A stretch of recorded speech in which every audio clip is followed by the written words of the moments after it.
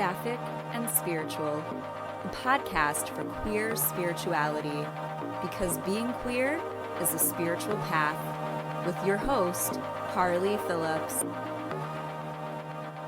Hello, everyone. I always feel so awkward with these introductions. Every week when I go to record the episode, I swear I must re-record this part like 10 times, just the hello.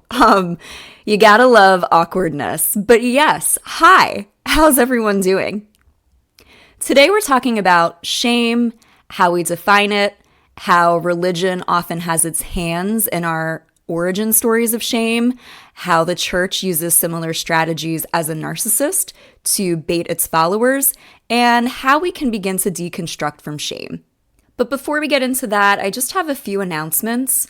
With the absolutely horrific massacres happening in Rafah, I just keep thinking about what else can we do? And I've been wanting to start offering a monthly full moon circle for us queer folks to be able to come together in community, form connections, engage in spiritual practices together.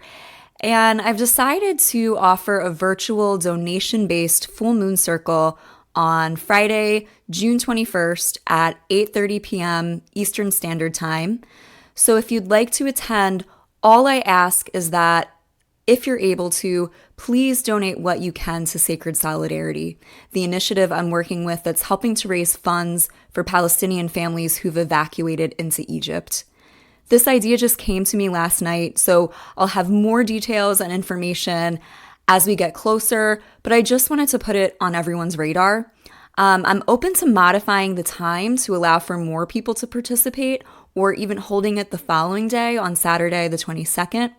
If you're tuning in from Europe, I know the time difference would make it challenging to attend unless you want to wake up in the middle of the night, which I know I wouldn't want to. So if this resonates and the timing just doesn't work, please reach out and we'll figure something out.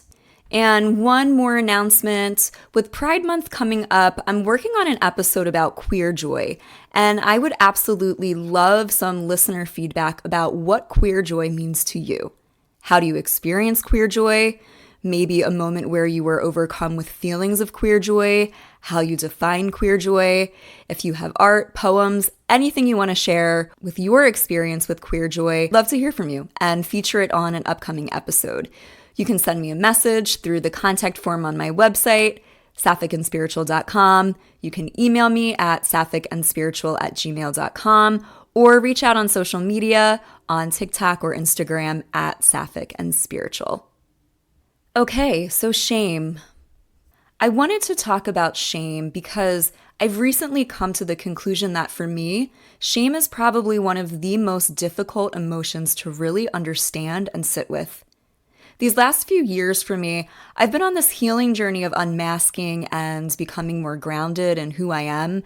And while I feel like I've made a lot of progress, there always seems to be this wall I hit. It's like a disconnect that always feels like no matter how much work I do, I always reach this certain point where the old thought patterns start creeping back up. And to sum it up, it always comes back to this feeling of not being enough and hating myself, honestly. In these last few years, I've purged pretty much all of the people, places, and things that weren't good for me. And I'm at a point now where the only thing that's left and getting in my way is me. These past few months, I've found myself coming into contact with these moments more and more often. And for the longest time, I just couldn't pinpoint what it was. I'm really good at intellectualizing, not so great at being able to identify what exactly it is I'm feeling.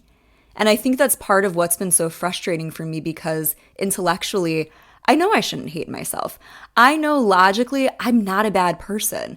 I know there's no such thing as being good enough, and that ultimately it's just the perfectionism talking.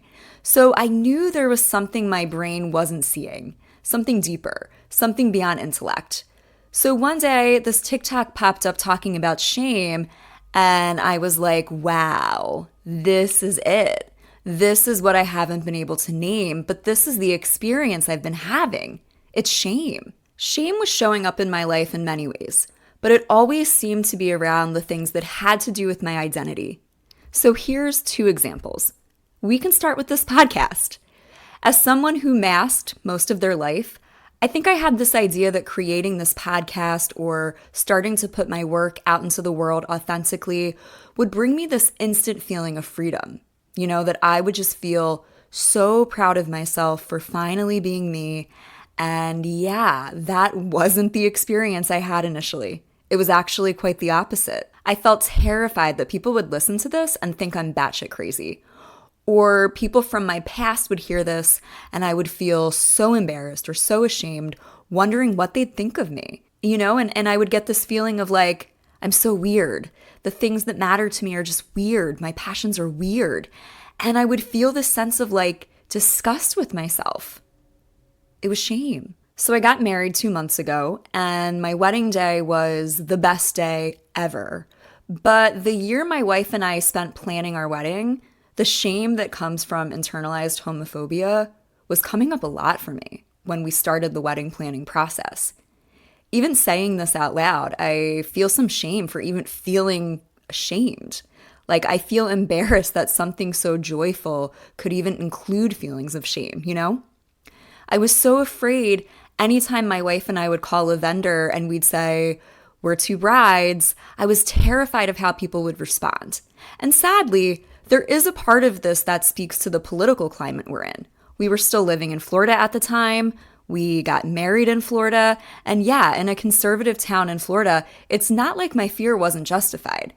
But it went beyond just the fear of having to deal with a homophobic asshole, which, by the way, everyone was wonderful. We had no negative experiences.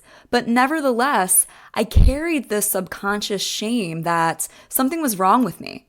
My family was ashamed of me for marrying a woman, and I held on to that at times. It was like they weren't involved in my wedding or my life, but the shame sure made it feel like they were still there. And I bring up the podcast and wedding planning as 2 examples of shame because my wife and this podcast are 2 of the things that bring me the most joy, 2 of the things that make me feel the most like me. And that's why shame is so hard to pinpoint because it's woven into our identity. It makes us feel as though something at our very core is wrong with us, yet those are the very things that typically are the most beautiful and raw, authentic parts of us. And the worst part about shame is that it can really take away from our joy if we let it. And sometimes it prevents us from actually living the life we want to live or that we're destined to live because it tries to convince us that who we are or what we love is something that we should be ashamed of. This is why Carl Jung says shame is a soul-eating emotion. Shame targets our truth. It's the opposite of our higher self. It's our wounded self. It's all the shit we send to our shadow and hope to never have to see again. And so from that lens, shame has a lot it can teach us if we're willing to listen. So what exactly is shame? I think it's important to talk about what shame is because even as someone who worked as a therapist for a decade, I wasn't ever really taught about shame or how big of a role it plays in our inability to fully embrace and love ourselves unconditionally. For our purposes today, we're going to be looking at chronic shame and this idea of systemic shame, but let's start with just basic shame. There's a lot of shame definitions, so I asked ChatGPT to define shame, and I actually really like the definition they gave us. So according to ChatGPT, shame is a complex and multifaceted emotion that involves a deep feeling of embarrassment, humiliation, or distress arising from a sense of having done something dishonorable, improper, or ridiculous. It often stems from an awareness of failing to meet certain standards, either one's own or those imposed by society, and it typically is associated with the fear of being judged or rejected by others. I like that definition. Well done, AI. Now, imagine that you experience shame over and over and over again. That's when it becomes chronic shame. And when you're consistently feeling like you've done something wrong, like you're not good enough, like you're going to face rejection, that's bound to cause some harm in our lives. In her book, Understanding and Treating Chronic Shame, Patricia DeYoung says that shame is relational in nature. And that means that we can't have shame without interpersonal or societal influence. And this makes sense. There's going to be an external source or standard that we're comparing ourselves to that leads to shame. And that source can be found within the messages we receive from others, whether that's family relationships, societal messaging. Shame is relational. So when those messages tell us something about who we are that isn't quite in alignment with everyone else, shame takes over. DeYoung says, to survive, a self disconnects from the source of pain and learns how to live in emotional isolation. Thus, the pain of broken relationships morphs into lifelong patterns of disconnection from self and others. These patterns are stressful and debilitating. They hold identities of unworthiness, expectations of failure, and demands for perfect performance. Yep. Sound familiar to anyone else here? The thing about shame is it's relational, and yet when we carry a lot of shame, it leads to isolation. It disconnects us from others and from ourselves because we're no longer in touch with our truth, but rather we're trying to play the part of what we think everyone else wants us to be to survive. And when we're not ourselves, there's only a certain level of closeness we can ever really achieve with others, and with ourselves for that matter. And that can lead to feeling lonely and feeling like you don't know who it is you really are. So spiritually speaking, shame can really create this barrier in terms of connecting with our inner wisdom. We can think of shame as the guardian of the gate. It's what's often standing in our way from the clarity of our own truth. The systems that we interact with are the biggest perpetrators of shame. And that's where the idea of systemic shame comes into play. So systemic shame was coined by Dr. Devon, who, if you're not familiar with them, I love all their work on neurodiversity, being neuroqueer, autism, just the human experience in general. They're wonderful. I highly recommend all of their books. But in his new book, Unlearning Shame, Dr. Price says that systemic shame is the powerful self-loathing belief marginalized groups face that says, I am to blame for the circumstances I'm living in, and that the only way my problems can be overcome is through individual goodness and grit. He says that systemic shame teaches that entire groups of people are bad, and through our choices and our identities, we are constantly signaling to other people whether we belong to a redeemable group or to a wicked one. So basically, instead of placing blame on the systems that fail us, we blame ourselves, and that leads to shame. So Dr. Price's work on systemic shame really looks at how the systems we interact with create feelings of shame based on our identities. When I was reading Dr. Price's work on systemic shame, it brought me back to my religious upbringing and how navigating those systems and the messaging that they provided me related to queerness led to feelings of shame and internalized homophobia. It dawned on me that it's been difficult to really pinpoint the exact root of my shame and internalized homophobia because it wasn't just one event or one person's comment. It was woven into the fabric of our society, sometimes even unspoken. I mean, just growing up not having any exposure to queer people speaks volumes to the system of shame. So I grew up Catholic, and queer or not, guilt and shame are two of the Catholic Church's favorite tools to keep people in the pews. The Catholic Church tells us that we are born with original sin, which is this fallen state of human nature inherited from Adam and Eve because they disobeyed God and ate the forbidden fruit from the tree of knowledge of good and evil. And original sin implies that humans are flawed, that they're sinners and they need redemption. So when you're taught to believe that all humans are sinners and doomed from the start, this is our first taste of shame. We're born into it. In the Catholic faith, this is why they stress the importance of infants being baptized as soon as possible after birth, because they believe that until you're baptized, you're a sinner and you're going to hell. I was taught this meant even babies, which I know sounds incredibly morbid, but yeah, I was taught that if a baby dies before they're baptized, they won't go to heaven. It's so hard to even wrap our head around the hold religion has on us as a society, because imagine any other circumstance where a child is told babies can go to hell, or anyone for that matter who doesn't follow a certain set of beliefs will be spending an eternity being tortured. Imagine any other scenario where children are presented with stories of a person being nailed to a cross and brutally killed. We'd call that emotional abuse. But collectively, we've normalized this. But just because we've normalized something doesn't mean it's still not emotional abuse or harmful. I've found myself in many debates recently with people who remind me that not all churches are spewing hate and some are doing good things. And so I do acknowledge this isn't black and white. I know there's churches out there who are welcoming of the LGBTQ community, and I do believe at the end of the day that everyone should have the right to connect to a higher power in a way that feels good and resonates with them, as long as that doctrine doesn't harm others. And I think the problem is no matter how good a particular church is or how good they're trying to be, underneath that lies doctrine that has been used to marginalize, colonize, divide and conquer, and harm people for thousands of years. And this isn't just unique to Christianity. We see this in organized religion as a whole. I'm just speaking from the lens of Christianity because it's the devil I know, and it's what I've experienced. But it's what continues to uphold white supremacy and patriarchal values. I gotta call it like I see it. God, as portrayed within these institutions of religion, is a narcissist. And those who follow the church in these teachings, I believe we can easily make the argument that they are victims of narcissistic abuse. As someone who's experienced narcissistic abuse and worked with many people healing from narcissistic abuse as a therapist, the similarities are striking. Clinical narcissism involves having a grandiose sense of self, being fixated on things like power and success, arrogance, a lack of empathy toward others, using exploitation to get your way, feeling entitled, demanding admiration and praise from others, and this overall belief of being superior.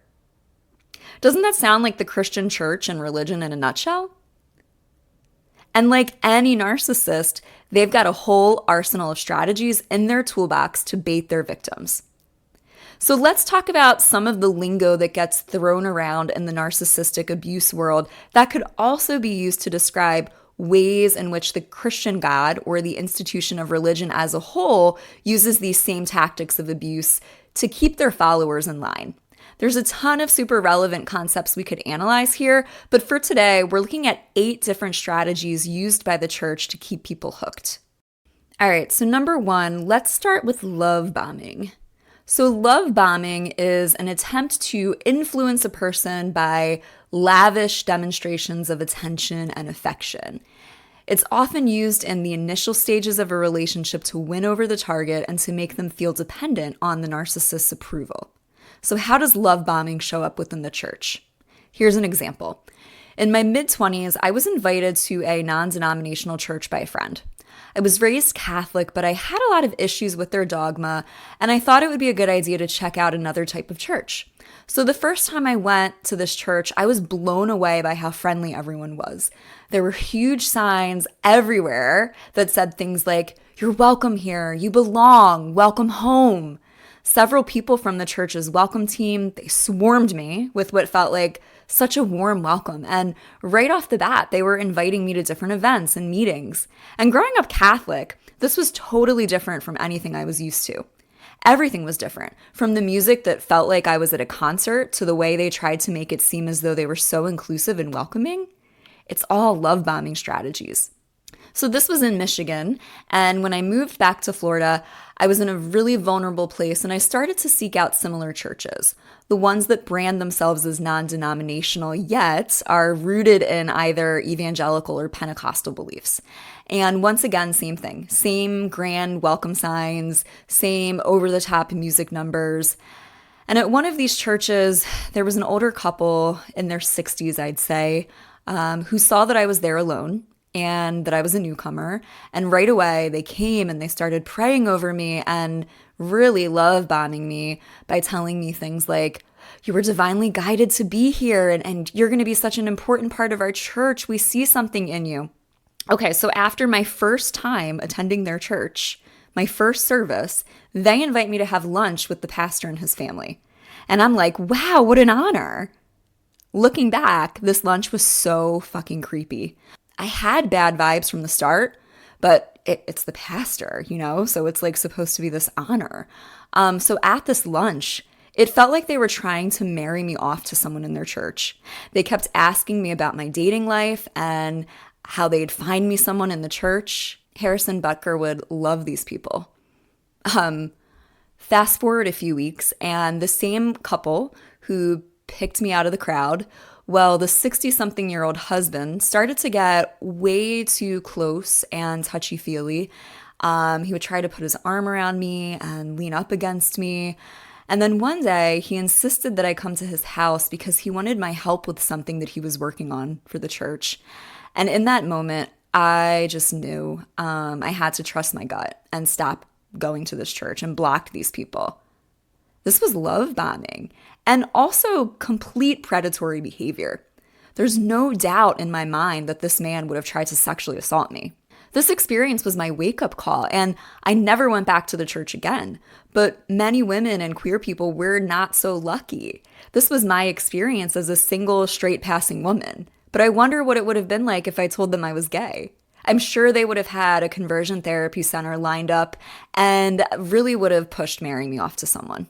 All right, number 2, let's talk about word salad. Word salad in narcissistic abuse terms is defined as a confusing and disjointed mix of words and phrases used by narcissists during conversations to deflect, confuse, and frustrate the victim. It's often used to avoid accountability and to derail meaningful communication. In religion, we see this in terms of quoting and misinterpreting scripture, and we see it all the time, scripture being used as a means of justifying the actions of the church. For example, if you try to argue the horrendous implications of conversion therapy and just how harmful it is with someone who believes in it, they're going to start throwing scripture at you to deflect from the harm it causes. That's a word salad. Number 3, stonewalling. Stonewalling is refusing to communicate or cooperate with someone. It can involve the silent treatment and shutting down any attempts at discussion. So when the church excommunicates someone for being gay, that's stonewalling. That's saying, we're not going to speak to you or acknowledge you or even hear you out anymore. We're just going to give you the silent treatment and pretend you don't exist. And for many of us, stonewalling happens directly from our families of origin. It's when we have family members who refuse to acknowledge our partner and instead call them our friend. It's when we have family members act like our queerness doesn't exist, when they pretend like it isn't real, when they ask questions like, when are you going to settle down and find a nice man? When we've told them we're gay. I definitely had family members like this who, even after coming out, if I wanted to continue a relationship with them, it was going to be under the premise that they weren't going to acknowledge my now wife or that I was gay. And I tried that for a while. I did. I wish I didn't waste my time, but I tried with certain people to just allow them to stonewall me, to just not communicate about my relationship or my queerness. But eventually, I couldn't do it anymore. It kept me living in that shame place. And every time I talked to those family members, I could feel the anxiety and pain just rise up within me. I felt like I was re-traumatizing myself by playing into their stonewalling. So for me, I made the choice that I couldn't have those people in my life if they didn't want to acknowledge all parts of me. And that was hard, but sometimes those hard decisions are what leads to healing and freedom.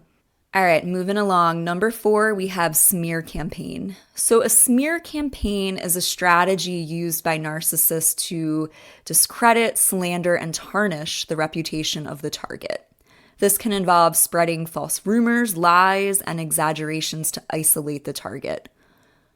Whether it's politicians or the church, we as the LGBTQ community have been at the target of many smear campaigns throughout history.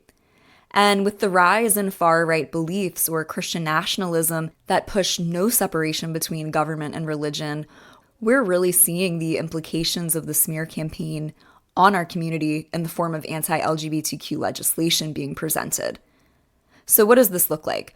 Well, the church has created this image that LGBTQ people are not only sinners, but sexually deviant, pedophiles, a threat to family values and society.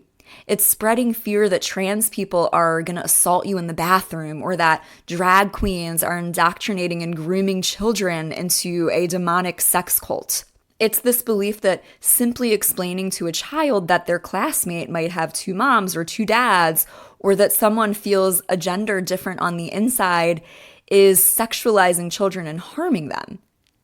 And then this translates into anti-LGBTQ legislation. and book bans, and denying life-saving access to gender-affirming care. We see this playing out within the political landscape because it all started as a smear campaign. In the witch episode a few weeks ago, we talked about the witch trials. A smear campaign is another word for a witch hunt. It's another way to dehumanize a marginalized group in an attempt for the dominant group to maintain its power and control. And I think the best way to combat smear campaigns is visibility. I know we're under attack, and sometimes it feels easier to just hide and to not take up too much space, because who wants to have to deal with bigotry and hate from these people? But by continuing to be visible, by allowing others to see us as human beings just like everyone else, it helps to counteract the hate, and it also helps us find each other, to build community and support. All right, number 5 is the narcissistic mask. So this is the false persona that a narcissist presents to the world to gain admiration and approval. So in terms of religion, this is presenting their God as this champion of love and goodness, this benevolent father who protects all his children, and yet underneath that mask, it's actually the opposite. God is loving and good as long as you follow the rules. God protects everyone, yet in the Old Testament sent a flood to kill humanity when he was displeased with them. The church claims a moral high ground and acts as though it's doing good in the world, and yet child sex abuse runs rampant within the church. Look at the Catholic Church, for example. Just yesterday, and for reference, today is May 28th, 2024, I saw that Pope Francis used a homophobic slur during a meeting at the Italian Bishops' Conference. This comes a few months after Pope Francis was making all of these press statements saying that queer people were welcomed and were all God's children, and that we shouldn't be criminalizing the LGBTQ community. But behind closed doors with all your homophobic church friends, you'll keep dropping homophobic slurs, right? The pageantry of the Catholic Church never ceases to amaze me. And this is where cognitive dissonance comes into play. Cognitive dissonance is the mental discomfort experienced when a person holds 2 or more contradictory beliefs. So in the context of narcissistic abuse, it often occurs when the victim's perception of the narcissist conflicts with the narcissist's actions. So again, the belief that God is loving and benevolent, but he's going to flood the earth to kill his inhabitants. The idea that God is omnipotent, that he has all the power to make miracles happen and heal anything, yet allows for suffering we can't explain in the world to happen, like genocide or childhood cancer. It's church leaders like Pope Francis saying LGBTQ people are welcome and should be loved, but yet still being against gay marriage. And sex before marriage is a sin, so if gay people can never get married in the eyes of the church, the only way is to be celibate. So that's creating massive cognitive dissonance, saying we accept gay people, but if they act on being gay, they're sinners, and we don't support your right to marry. So you're not really accepting gay people. I remember so vividly my first experience with the narcissistic mask of the church and the feeling of cognitive dissonance that resulted. From as early on as I can remember, I was taught to believe that anyone who wasn't Catholic was going to hell. That meant even other Christians were going to hell because I guess, Catholics believe that they didn't pick the right one. Anyway, they didn't follow the authority of the Pope and the Vatican. So basically they were damned to hell. Well, no, let me take that back. You could also go to purgatory, which was this in-between place, in between heaven and hell, like the medium place on the show The Good Place, where you did some redeeming things on earth, but not enough to make it to heaven. So you go there to atone for your sins, and if enough people pray for you, you eventually go to heaven. But anyone who is a non-believer wouldn't ever make it to purgatory anyway. So I remember being in kindergarten and being at a friend's house, and I still don't know how I remember this so clearly, but I do. We were watching Gullah Gullah Island and eating Flintstones orange push-up paps. So 90s. Anyway, I asked my friend what mass she was going to that weekend, and she looked at me confused and said, "Oh, we don't go to church." I was shocked. She was the first person I knew that didn't go to my church. Up until this moment, 6-year-old me just assumed everyone in my school went to my church. I just figured this was the norm, right? So I was confused. So I asked her what church she went to, and she told me she didn't go to any church. I felt this pit in my stomach because I was so afraid my friend was going to go to hell. I didn't say anything to her, but the second I got home from her house, I ran straight to my grandfather and explained to him that my friend didn't go to church and how confused I was because she's a good person and her mom's a nice person. And I just needed him to validate that nothing bad would happen to them, that they would still go to heaven. And I remember saying to him, there's no way they can go to hell. They're good people. And he told me, unfortunately, if they didn't go to church, it didn't matter, that they were going to hell. I don't think I slept at all that night, and this weighed heavily on my mind for weeks. I didn't understand it. It just didn't make sense to me that this God who was supposed to be loving would send my 6-year-old friend and her family to hell for not going to church on Sunday. I felt sad, I felt confused, and from that moment on, I developed this intense fear of displeasing God and sinning.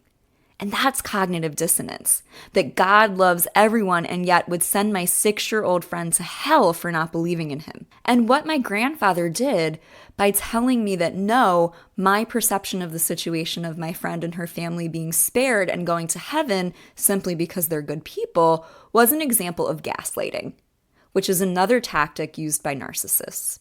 So gaslighting is a form of manipulation where the narcissist makes the target doubt their reality. So this can include denying events that happened, twisting facts, and lying outright to make the victim question their sanity. So when my grandfather told me my friend and her family were going to hell because they didn't go to church, he was gaslighting me. At 6, I had a full-on existential crisis because of this, because it made me question the way I viewed morality. How could God let bad things happen to good people just because they didn't go to church? I learned that clearly I couldn't trust my own moral compass because I just figured my friend would still go to heaven. And my grandfather perpetuated these lies because he was gaslit too, and he was taught to believe that this was the ultimate truth. So he acted as a flying monkey, which is another strategy that narcissists use where people who knowingly or unknowingly act on behalf of the narcissist to control, manipulate, or abuse the target. So these people can be friends, family members, colleagues who are recruited by the narcissist to further their agenda. So he reinforced what he was taught. He acted on behalf of the church to spread this narrative that the only measure of morality is defined by the Bible and the Vatican.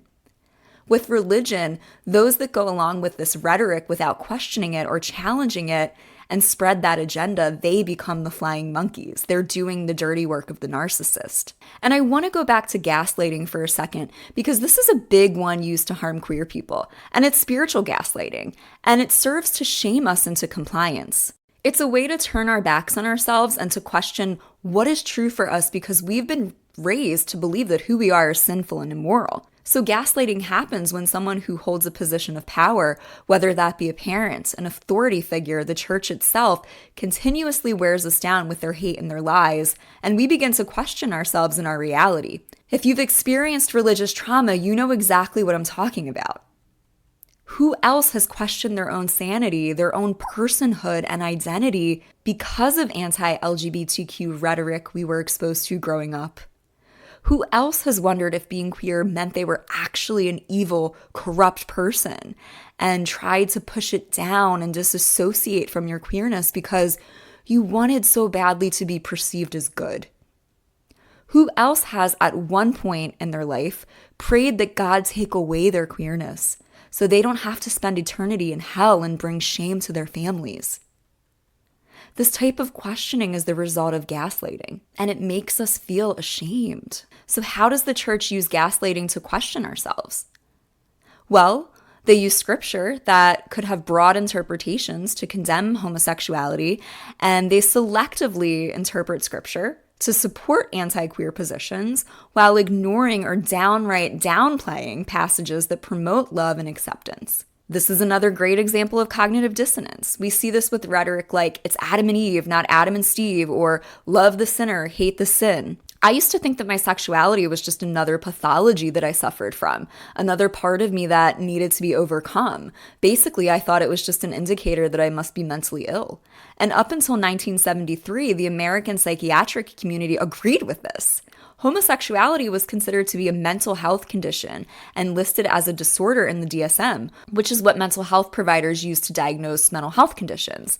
And this is incredibly dangerous when you have both religious and medical institutions both supporting this rhetoric. We see this happening in terms of conversion therapy, something that every mainstream medical and mental health organization has rejected for decades. And yet still, we see conversion therapy still happening, oftentimes being advertised as other names because it's now banned in many states. But it still doesn't stop them.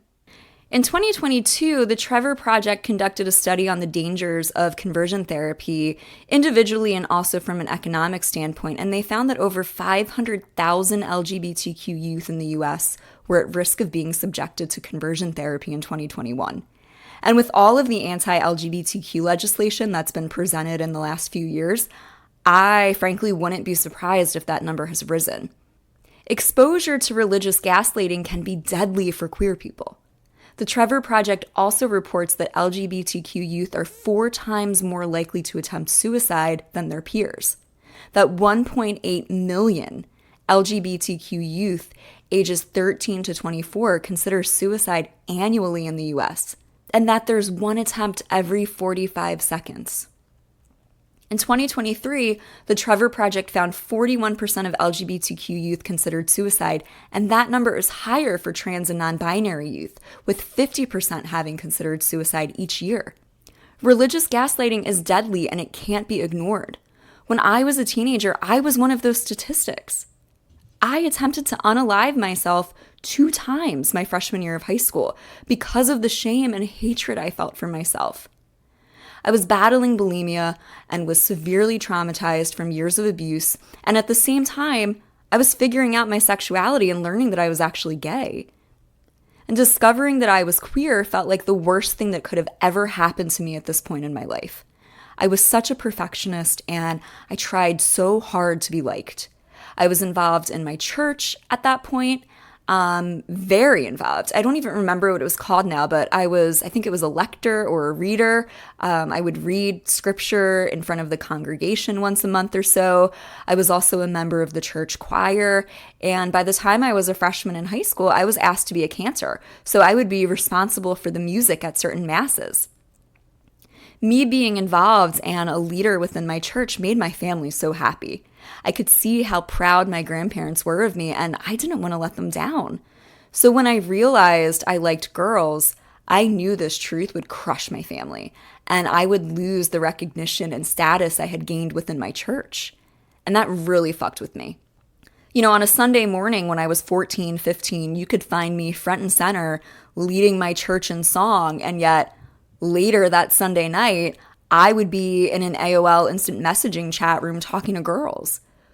When I was 15, there was a girl who I met in a chat room who lived like 30 minutes away from me. And I remember after we had talked online for a few months, we made a plan to meet up at a mall that was halfway in between where we both lived. And I had like 2 friends at the time who knew somewhat about what I was dealing with. And one of my friends got his mom to drive us to this mall so I could meet this girl. And we didn't tell his mom the reason, of course, which looking back in the early 2000s to meet someone you met on AOL Instant Messenger probably was not the safest thing I ever did. But I'm here to tell the story. So anyway, I remember I felt such mixed emotions because on one hand, I was so excited to meet this girl who I'd been talking to for months, and I had a crush on her. And then there was this other part of me that felt like I was doing something really bad. I felt bad for lying, and I felt like I was sinning, like I was disappointing God and my family. So we get to the mall where I'm supposed to meet this girl, and my heart was racing. I was just so nervous. And when I saw her, I couldn't handle it. There was this buildup after months of talking, and yet after 2 minutes, I told her I had to go. And I ran to the bathroom in the mall. I had a massive panic attack, and I just felt so guilty. I think meeting her in person made it real, that she wasn't just a person on the other side of a computer screen. And she was real, and that meant I was gay, and I couldn't accept that. So I was seeing a therapist at the time because I wasn't in school because of my eating disorder and what I now know to be autistic burnout. But I decided I needed support. I was so torn up about all this, I needed to tell someone. So one day I finally grew the courage to tell my therapist I thought I was gay, which at the time felt like the scariest thing ever. And what was her response? I'll never forget this. She was like, "Oh, cool," and changed the subject and never brought it up again. It crushed me. I interpreted her response or lack of response as her also being disapproving, and it just made me feel even more ashamed and embarrassed of who I was. If all of the adults in my life thought being gay was bad, my family, the church, my therapist, then I believed I must actually be bad. So twice that year, I tried to overdose because I thought it was my only way out. When you're raised to believe being gay is a sin and you're highly sensitive, neurodivergent, perfectionistic, someone who wants to blend in and please everyone, you start to believe that you truly are the issue and that the only way for things to get better is to either no longer be alive or to fix yourself to be good and to suppress who you really are. This is dangerous. This is life or death. So what do these 8 strategies do? Well, they shame us into compliance. I've come to the realization that shame is a huge motivator for me, and I've always known this to be true to some extent. Like I just mentioned, I suffered from bulimia and anorexia all throughout my teenage years, and you know what got me to change my behaviors? It was shame. I shamed myself into recovery. I remember I was 18 or 19 and I ended up being hospitalized for a heart blockage that was due to my anorexia. And after I was released from the hospital, I had to wear a portable heart monitor for a period of time. There was a moment that I'll never forget where I was walking around Target with this heart monitor on and I looked like hell. I was really sick. I was really frail. And the looks that I got from people made me feel terrible. I could just tell people thought I must have the serious disease, that they were pitying me, and yet I was harming myself. I felt so incredibly ashamed. It was the shame that I felt from having to walk around with this heart monitor that I didn't want to be pitied for. I felt like I was a fraud and that there's people out there in the world who are really sick and I just need to suck it up and get over this. And you know what? I used that as motivation. I shamed myself into healing. And I say healing in air quotes because when we use shame as a motivator, it's conformity, not healing. And so I encourage you to think about if you're using shame as a motivator in any area of your life. And if so, what's the shame actually trying to tell you? What's the message? In terms of working with shame, I want to go back to that Carl Jung quote where he says, shame is a soul-eating emotion. The reason it's a soul-eating emotion is because it eats away at our truth. But here's the medicine in this. Where we feel shame coming up for us, we can actually see it as a gift because it means we're so close to our truth. I want you to picture shame as this wall that separates us from our higher self. We experience it so strongly because we're literally standing so close to that wall. And on the other side of the wall is our highest self, is our inner wisdom. So when you're feeling shame, think of it as you've reached the peak of the mountain. You're standing neck and neck with your own resistance. Shame is this collection of all of the societal and systemic conditioning, all the lies you've ever been told about how you should be, all the fear that you have about stepping into living life authentically as you. Shame holds all of that. So when you're coming up against shame, know that it's because you're actually onto something. You are making progress. You are walking a more aligned path. But maybe it means it's time to leave all of that behind to make the journey lighter, to get rid of some of the baggage that doesn't need to come with you on this next chapter.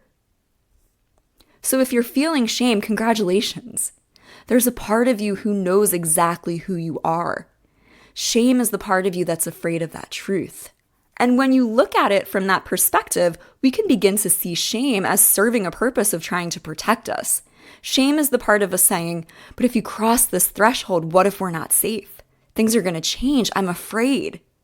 Take coming out, for example. Shame holds all of the fear surrounding people judging you, people treating you differently, sitting with your own internalized homophobia, realizing you're not going to fit into heteronormative ideas. Underneath the shame is the fear and the conditioning. So shame really helps us to understand what it is we're actually afraid of or what the conditioning is that's holding us back. It brings a ton of awareness. So start noticing your own shame programming. Where is it coming up in your life? I've noticed for me, there's a huge somatic component as well with shame. So we feel it in our bodies. For me, it's a racing heart and knots in my stomach. Start to pay attention to where the shame is showing up in your body. So when you're experiencing shaming thoughts, take a moment to see what's actually happening in your body. I find it really helpful to think of shame or any negative emotional experience that I feel within my body as being like weather. So I breathe into that space, reminding myself that it's the monsoon. It's like a summer storm in Florida. It's rainy, it's dark, it's windy, but if I can just wait it out for a few minutes, the sun's going to come back. I literally get this image of my best friend and I back when I was living in Florida, where we would go to the beach together once a week, and people would laugh at us in the summer when it rains, a little bit every day, and we'd still go to the beach and we would hunch down under our umbrella, and tourists would be like, "It's raining, you two are crazy, aren't you going to leave?" And we would just laugh, knowing that all we had to do was wait 20 to 30 minutes and the sun would be back. We can sit with our shame in the same way. It's the passing storm. And another piece to this is not doing this work alone.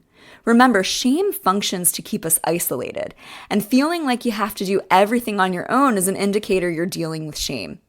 I've made this mistake plenty of times for myself, not asking for help or feeling like I could do it all by myself. But with shame in particular, I think it's really important to have support when you're working through it because of the nature of shame.